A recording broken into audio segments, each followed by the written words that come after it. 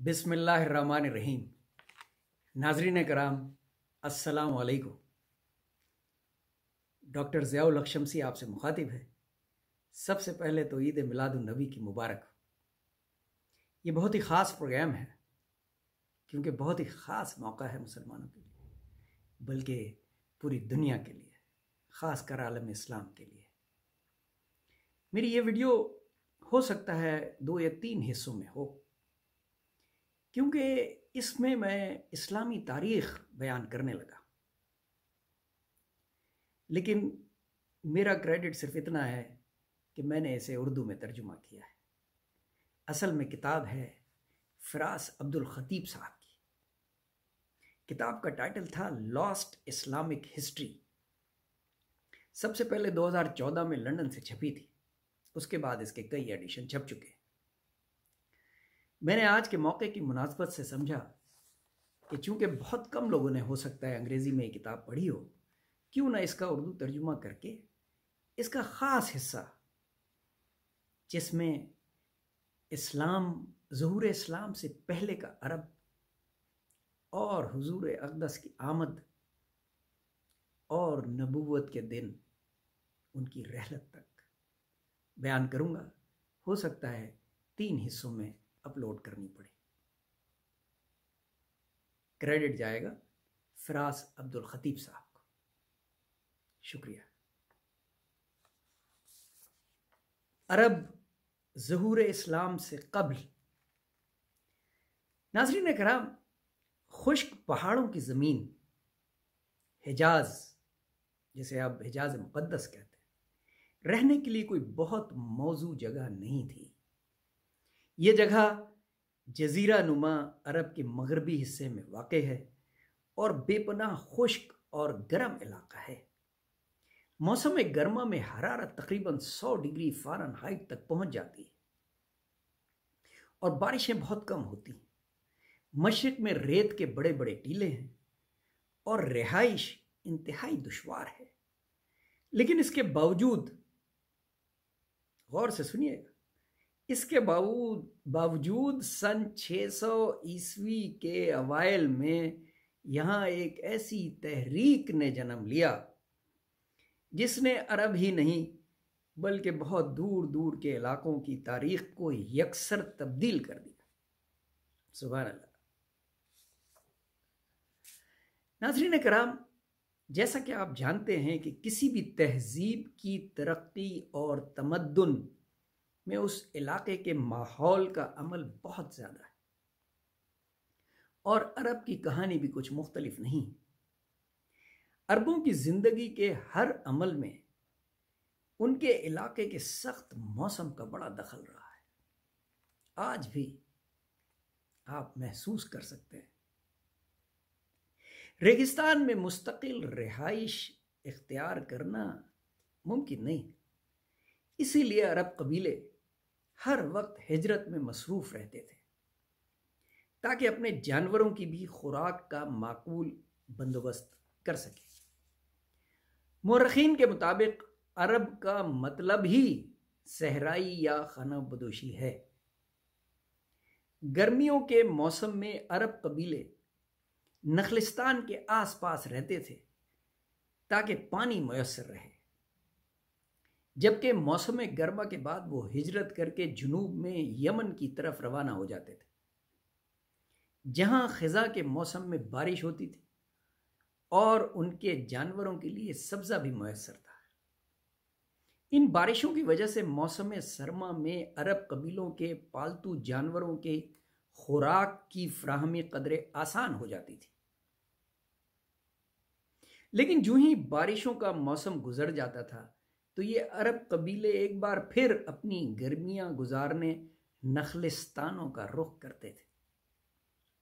गर्जे के अरब खाना बदोशों की ज़िंदगी आसान न थी और आज भी कुछ अरब बद्दू कबीले कुछ इसी किस्म की ज़िंदगी गुजारने पर मजबूर हैं। नाज़रीन कराम, ज़ुहूर इस्लाम से पहले अरबों की मेहमान नवाजी का ये हाल था कि मेहमान को कम से कम 3 दिन के लिए मुकम्मल तहफ़्फ़ुज़ फराहम किया जाता था اس سے یہاں تک نہیں پوچھا جاتا تھا کہ بھائی وہ یہاں کس مقصد سے آیا ہے۔ ایک روایت یہ بھی ہے کہ حضور پاک صلی اللہ علیہ وآلہ وسلم نے بھی اس ٹریڈیشن کو جاری رکھا اور فرمایا کہ مہمان کی تواضع کی جائے کم از کم 3 دن تک۔ سبحان اللہ۔ ناظرین کرام، جیسا کہ آپ جانتے ہیں کہ ریگستان اکیلے رہنے کی جگہ نہیں تھی۔ امن و امان اور خطرات سے بچاؤ کی خاطر قبیلے کے لوگوں میں اتحاد اور تعاون ناگزیر تھا۔ قریبی رشتہ داروں پہ انحصار تھا اور یہ بہت ضروری تھا کہ قحط اور گرمی میں گزر بسر ہو سکے۔ اس لیے خاندان اپنی اپنی روایت کے مطابق اپنا سرمایہ اور وسائل ایک دوسرے کے لیے خوشی دل سے حاضر کر دیتے تھے، اور جو شخص ایسا نہ کرے اسے برا سمجھا جاتا تھا۔ غرض کہ خاندان اور قبیلہ عرب ثقافت کا انتہائی اہم جز تھا اور آج بھی ہے۔ عرب قبیلے ہجرت کے دوران ایک ساتھ سفر کرتے تھے۔ قبیلوں کے سردار کو شیخ کہا جاتا تھا۔ آج ہم ہر عربی کو شیخ کہتے ہیں۔ قبیلے کی شناخت اور اساسے ظہور اسلام سے پہلے انتہائی اہمیت کے حامل تھے۔ کسی بھی قبیلے کے اساسے اس کے لیے انتہائی مددگار اور اثر رسوخ کا ذریعہ تھے۔ ان اساسوں کی حفاظت کے لیے قبیلے ہر وقت جنگ کے لیے تیار رہتے تھے، اور قبیلوں میں جنگیں ظہور اسلام سے پہلے انتہائی معمول کی بات تھی۔ ایون جہاں جانوروں کی چراگاہوں پہ قبضے کی صورت میں بھی اکثر قبیلے آپس میں لڑ پڑتے تھے، اور یہ لڑائیاں سال ہا سال جاری رہتی تھی، اور اس میں بے حد جانی نقصان بھی ہوتا تھا۔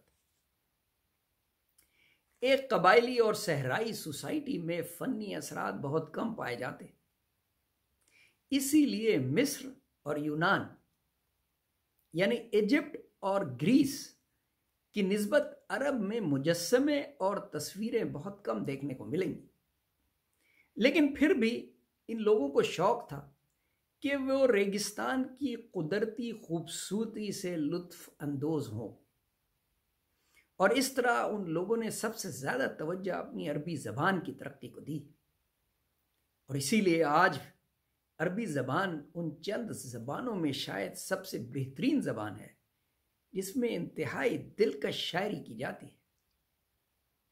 عربی زبان کے الفاظ اور جملے انتہائی سادہ ہوتے ہیں، اور ایک ہی نظریہ کئی طرح سے بیان کیا جا سکتا ہے۔ اسی لیے شاعری عربوں کی فن ثقافت کی آئینہ دار بن گئی۔ عربوں کی شاعری میں قبیلوں کی جد و جہد اور اپنے نوجوانوں کی بے مثال بہادری کے قصے نمایاں مقام رکھتے ہیں۔ شاعروں کو بے پناہ عزت دی جاتی تھی۔ ان کے الفاظ یاد کر کے خاص موقعوں پہ سنائے جاتے تھے، یعنی کوٹ کیے جاتے تھے۔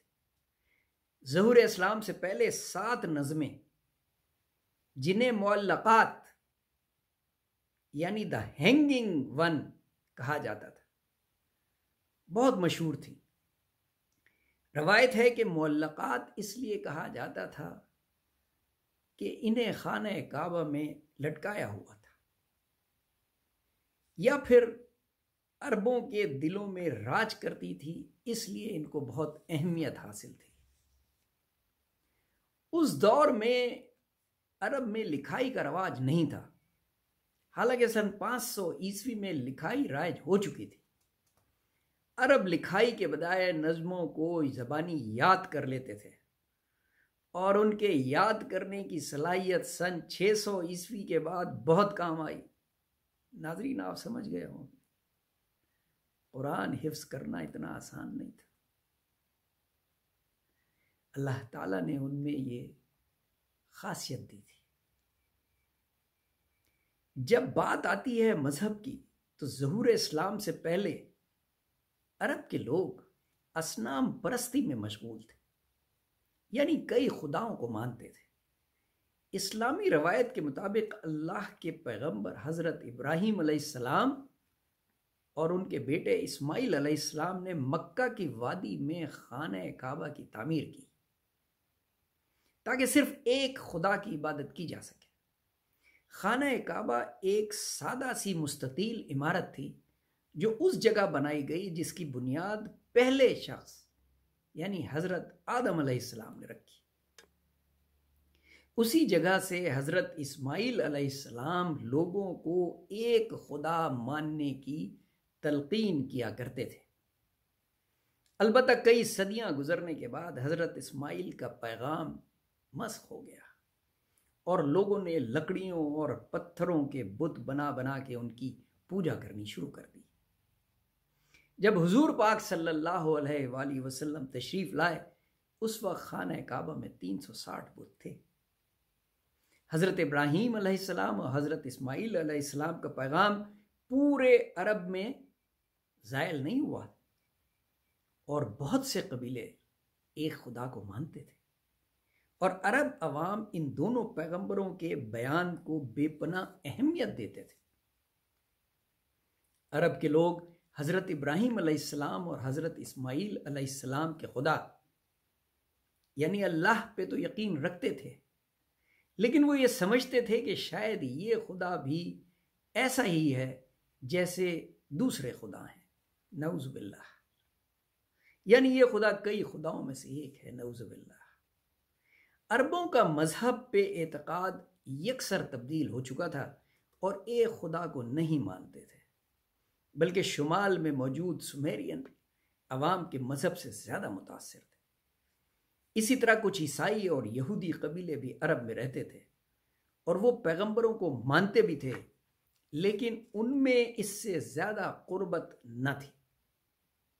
اس طرح ایک خدا کو ماننے والے عربوں نے اپنے آپ کو کئی خداؤں کے ماننے والے عربوں سے الگ تھلگ کر لیا تھا۔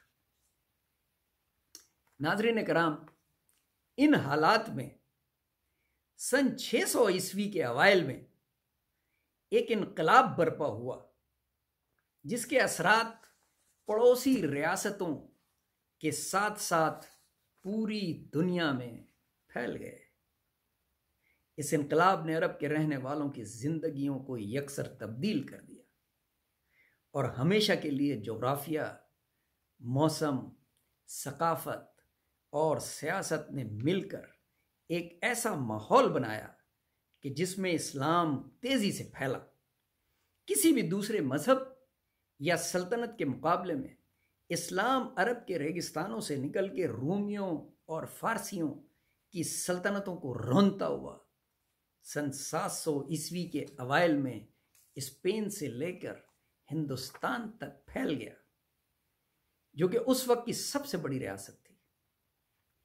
سن 600 عیسوی کے اوائل میں عربوں کے وہم و گمان میں بھی نہیں ہوگا کہ ان کی طاقت اور تہذیب اس قدر تیزی سے پھیلے گی، لیکن یہ سب صرف اس ایک شخص کی وجہ سے ہوا۔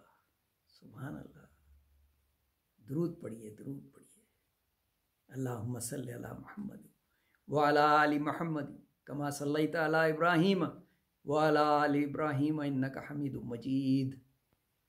اللہم بارک علی محمد وعلی آل محمد کما بارکت علی ابراہیم انک حمید مجید۔ یہ درود لازم ہے کیونکہ حضور اقدس کی آمد کا ذکر ہونے جا رہا ہے۔ اس شخص کی وجہ سے ہوا جس کے پیغام نے عربوں کی زندگی کو ہمیشہ کے لیے بدل دیا۔ اس نے وعدہ کیا کہ ان ریگستانوں سے آگے کی دنیا بھی تمہاری ہے۔ اس شخص کا نام محمد صلی اللہ علیہ وآلہ وسلم۔ سبحان اللہ، سبحان اللہ۔ آج کے لیے بس اتنا ہے۔ دوسری نشست میں انشاءاللہ تعالی حضور اقدس کے زندگی کے اوائل اور نبوت کے دنوں کی بات کریں گے۔ یاد رکھیے کہ تحریر ہے فراس عبد الخطیب کی، میں صرف ترجمہ بیان کر رہا۔ اپنے بچوں کو تلقین کیجیے کہ اسے غور سے سنیں جتنی بھی ویڈیوز بنتی ہیں، کیونکہ یہ ان کے لیے اسلامیات، سوشل اسٹڈیز، پاکستان اسٹڈیز اور ملٹری ہسٹری یا اسلامک ہسٹری، تمام سبجیکٹس میں ان کی بہت مدد کرے گی۔ اپنا بہت خیال رکھیے گا، بہت شکریہ، اللہ حافظ۔